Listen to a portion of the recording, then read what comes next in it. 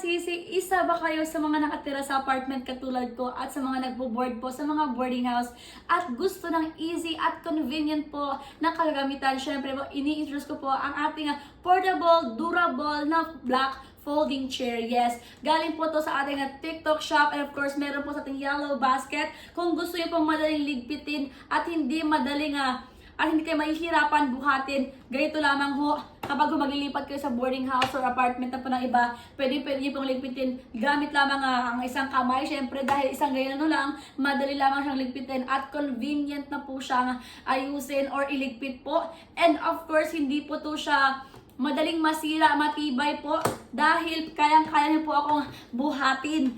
Kayang-kaya niyo po akong tawag nito. Ayan, hindi po ako madaling mahuhulog dito. And of course po, scratch resistant po, hindi po ito madaling magasgas. And water resistant na po, pati po kapag po ang flooring ninyo ay tiles, may anti-slip din po ito. Kaya naman po, kung interesado po kayo dito, nasa yellow basket.